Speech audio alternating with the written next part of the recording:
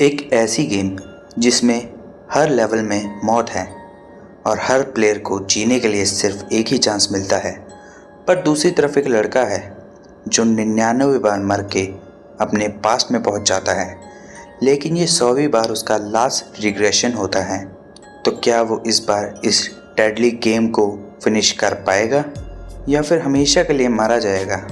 कहानी की शुरुआत में हमें दिखाया जाता है एक जगह को जहां बहुत सारे कंकाल होते हैं और उन्हीं के बीच में कई इंसानों की डेड बॉडीज़ भी होती हैं। एक आवाज़ हमें बताती है, हर इंसान जीना चाहता है, अगर ये उसके लिए ना होता मैं यहाँ इतनी दूर कभी नहीं आता। उन सभी दिक्कतों को सहते हुए फिर हमें एक पर्सन को दिखाया जाता है जो कि सामने की तरफ जा रहा होता है और ये हमारा एमसी होता है। वो बोलता है, 99 अटैम्प्ट के बाद आखिरकार मैं यहाँ पहुँच ही गया।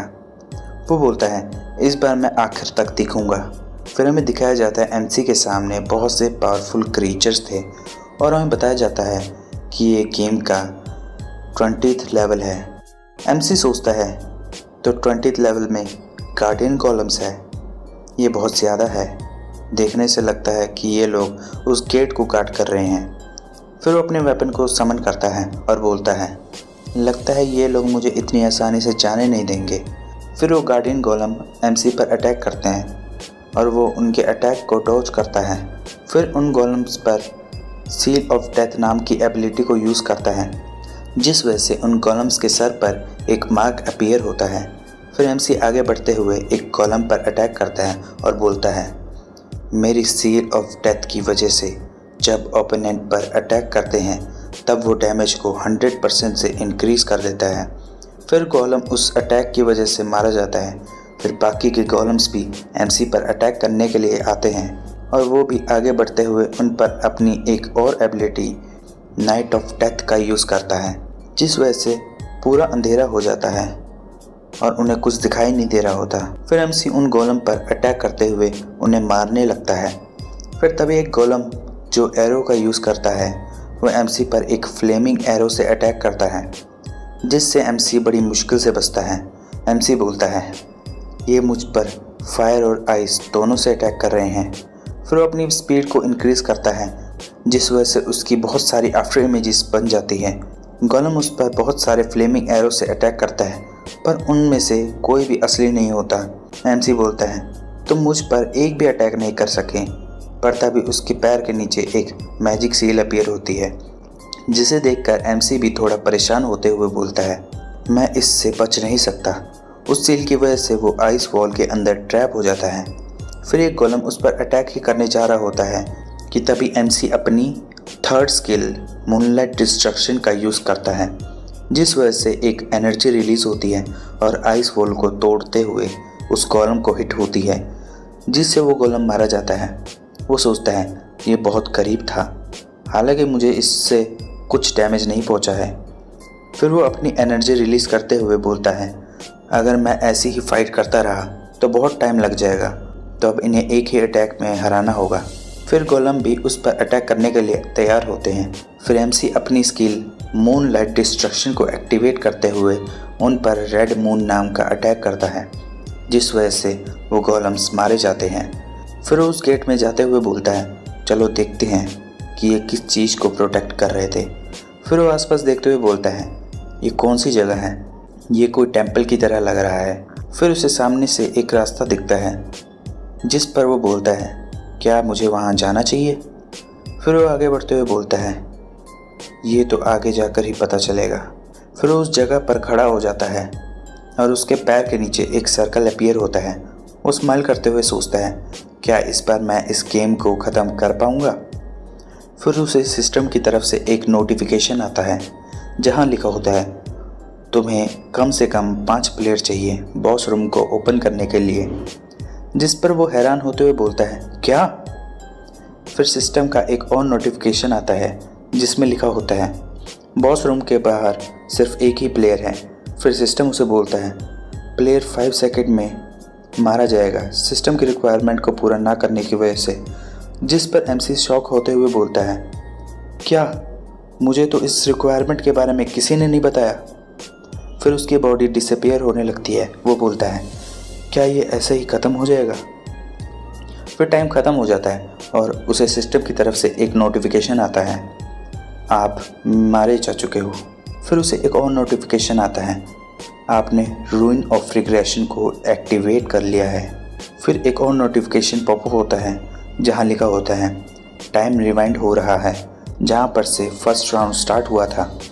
फिर एक और नोटिफिकेशन आता है, आपने अपनी सारी रिग्रेशन को यूज़ कर लिया है, अब रूइन ऑफ रिग्रेशन डिसअपीयर हो रहा है। अब ये आपका 100th रिग्रेशन है। फिर सीन शिफ्ट होता है और हमें दिखाया जाता है एक जगह को जहाँ पर बहुत सारे लोग इकट्ठा हुए होते हैं। फिर हमें एमसी को दिखाया जाता है जो अपने आप को देखते हुए बोलता है, मैं वापस उसी वक्त आ गया जब मैं उस घटिया गेम के अंदर गया था। वो सोचता है मैं 20वें लेवल में था। फिर वो सोचता है अब ये लास्ट टाइम है तो मुझे इस गेम को ख़त्म करना होगा और इसके लिए मुझे 4 लोग और चाहिए लास्ट राउंड के लिए। फिर हमें कुछ देर पहले का सीन दिखाया जाता है। हमें दिखाया जाता है एक पर्सन को जो सोचता है कुछ ही देर में हम एडल्ट्स बन जाएंगे। फिर हमें दिखाया जाता है कुछ और लोगों को जो बात कर रहे होते हैं, मतलब अब हमें उन फेक आईडी की ज़रूरत नहीं होगी। फिर एक पर्सन सोचता है मैं ग्रेजुएशन करने के बाद क्या करूं? क्या मैं कोई डिलीवरी मैन बन जाऊं? फिर अपने दोस्त को बोलता है, यंग मैन तुम ग्रेजुएट होने के बाद क्या करोगे? जिस पर वो बंदा बोलता है, मैंने तुम्हें बताया तो मैं एक गैंगस्टर बनूंगा। जिस पर उसके दोस्त बोलते हैं, क्या तुम पागल हो? अगर तुमने एक भी गलती की तो तुम मारे जाओगे। मुझे लगा कि तुम मजाक कर रहे हो। योंगमिन बोलता है, मुझे एक गैंगस्टर की लाइफ जीनी है तो इसमें बुरा ही क्या है? जिस पर उसके दोस्त बोलते हैं, तुम सच में पागल हो। वो अपने मन में बोलते हैं, मैं ग्रेजुएशन के बाद इससे नहीं मिलूँगा। फिर एक लड़का योंगमिन से पूछता है, जब तुम ग्रेजुएट हो जाओगे तो उस लड़के का क्या होगा? जिस पर योंगमिन बोलता है, तुम उस कचरे की बात कर रहे हो, मैं उसे ग्रेजुएट होने के बाद भी परेशान करूँगा। जिस पर उसके दोस्त हंसते हुए बोलते हैं, कितना बदकिस्मत इंसान है, उसने सोचा होगा कि ग्रेजुएशन के बाद तुम उसे परेशान नहीं करोगे। योंगमिन हंसते हुए बोलता है, मैं उसके साथ तब तक खेलूँगा जब तक मैं चाहूँ। फिर उनकी नज़र हमारे एमसी पर पड़ती है और वो बोलता है, ये भी यही है। तो हमें पता चलता है जिस लड़के को ये परेशान करते हैं वो हमारा एमसी होता है। फिर एक अनाउंसमेंट होती है, सब एक साथ 5 सेकंड का काउंटडाउन शुरू करेंगे। फिर योंगमिन एमसी को देखते हुए सोचता है, ये कमीना आज कुछ अलग ही लग रहा है। फिर तभी काउंटडाउन ख़त्म होता है और न्यू ईयर आ जाता है।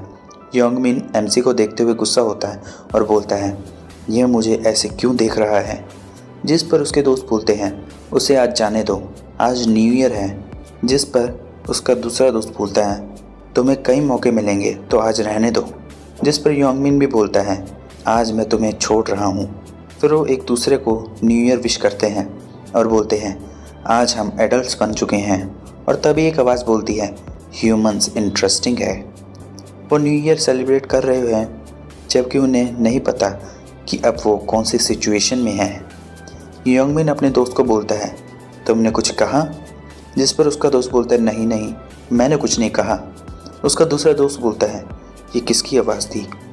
फिर हमें दिखाया जाता है कि ये आवाज़ एक सफ़ेद पंखों वाले एंजल की थी। वो एंजल ह्यूमंस को देखते हुए बोलती है, तुम्हें इस हाल में देखना जबकि तुम्हें कुछ भी नहीं पता है। हमारे लिए तुम एक पिंजरे में बंद बंदर की तरह हो। उस एंजल को देखते हुए लोग बोलते हैं, क्या ये ब्रॉडकास्ट टीम की तरफ से एक न्यू ईयर इवेंट है? कुछ लोग सोचते हैं, क्या ये एक एंजल है? फिर सीन शिफ्ट होता है और हमें दिखाया जाता है हमारे एमसी को जो अपने मन में बोलता है, वो आ गई, मैं अभी भी उससे नफ़रत करता हूँ, भले ही मैंने 99 बार इससे डील किया था। फिर वो एंजल हंसते हुए बोलती है, तुम कचरे ह्यूमंस, लगता है कि तुम मेरे अपीयरेंस को देखकर हैरान हो गए हो, पर अच्छा होगा कि तुम बेकार की बातें ना सोचो। फिर वो एंजल हंसते हुए बोलती है, मेरा तुम्हें मारने का कोई इरादा नहीं है। तुम्हें हैरान होते हुए देखने से पता चलता है कि तुम मेरी आवाज़ अच्छे से सुन रहे हो।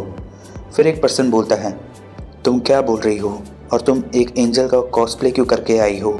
वो बंदा उस एंजल को बहुत कुछ बोल रहा होता है। हमारा एमसी सोचता है, कितनी शर्म की बात है। फिर वो एंजल उस पर्सन को देखते हुए बोलती है, कितना अननोइंग है। फिर वो उस पर्सन को अपनी एबिलिटी का यूज़ करते हुए मार देती है, जिस कारण सभी लोग डरने लगते हैं। फिर वो एंजल बोलती है, तुम नीच इंसान, तुम्हारी हिम्मत कैसे हुई मुझसे ऐसे बात करने की। फिर वो उन सब लोगों को बोलती है, तुम लोगों के पास कोई अधिकार नहीं है कि तुम मुझसे क्वेश्चन करो। तुम अगर नहीं चाहते कि उस इंसान की तरह तुम भी मारे जाओ तो तुम्हें जो मैं कहूँगी उसे ध्यान से सुनना पड़ेगा। फिर वो एंजल बोलती है, मैं तुम्हें हर सिंगल चीज़ के बारे में बताऊँगी, तो ध्यान से सुनना। हमारा एमसी अपने मन में बोलता है, क्या मुझे दोबारा से इसे सुनना होगा। फिर एंजल बोलती है, अब से हम एक गेम खेलेंगे। वो बोलती है, हर महीने की पहली तारीख को 20 राउंड के लिए तुम्हारी सोल ट्रांसफ़र हो जाएगी एक दूसरे डायमेंशन में जहां तुम गेम्स खेलोगे। तुम ह्यूमंस को सिर्फ एक ही चीज़ करनी होगी, वो है जो क्विस्ट है उन्हें कंप्लीट करना। जिस पर सब लोग हैरान हो रहे होते हैं। वो एंजल बोलती है, अगर तुमने क्विस्ट को क्लियर कर दिया तो तुम्हें एक रिवॉर्ड मिलेगा और तुम अपने ओरिजिनल वर्ल्ड में वापस जा पाओगे। जिस पर सब लोग हैरान हो जाते हैं और सोचते हैं, ये क्या कह रही है, अगर हमने एक क्विस्ट कंप्लीट कर दी तो ये हमें जाने देगी। वो एंजल हंसते हुए बोलती है, अगर तुमने क्विस्ट को कंप्लीट कर दिया तो भी तुम सभी नहीं बच सकते हो, तुम में से कुछ ही सरवाइव कर सकेंगे। जिस पर वो लोग हैरान होते हुए सोचते हैं, ये तो गलत है। वो एंजल बोलते हैं, जिस इंसान की उम्र 15 से 29 साल है वो ही इस गेम में पार्टिसिपेट कर सकेंगे। फिर हमें एमसी को दिखाया जाता है जो सोचता है, मुझे नहीं पता था कि 20 साल की उम्र में मैं इस गेम को 100 बार खेल लूँगा। फिर एक पर्सन बोलता है, मैं बच गया। जिस पर दूसरा पर्सन उसके पास आते हुए उस पर गुस्सा करता है और बोलता है, क्या ये अच्छा है कि तुम बच गए, तुम आग में घी डालने का काम कर रहे हो। जिस पर उसका दोस्त योंगमिन चिल्लाते हुए बोलता है, चुप रहो, क्या तुम्हें ये सिचुएशन समझ नहीं आ रही है, तुम्हें नहीं दिखा कि वो लड़का मारा गया। फिर एंजल बोलती है, यहाँ पर 1 अरब 80 करोड़ पार्टिसिपेंट्स हैं। फिर वो बोलती है, तो अब मैंने तुम्हें सब एक्सप्लेन कर दिया है, तो अब गेम को स्टार्ट करते हैं। और इसी के साथ ये एपिसोड यहीं ख़त्म होता है। अगर वीडियो अच्छी लगी हो तो एक लाइक कर दीजिए और चैनल को सब्सक्राइब कर दीजिए ताकि मुझे आगे की वीडियोस बनाने के लिए मोटिवेशन मिले।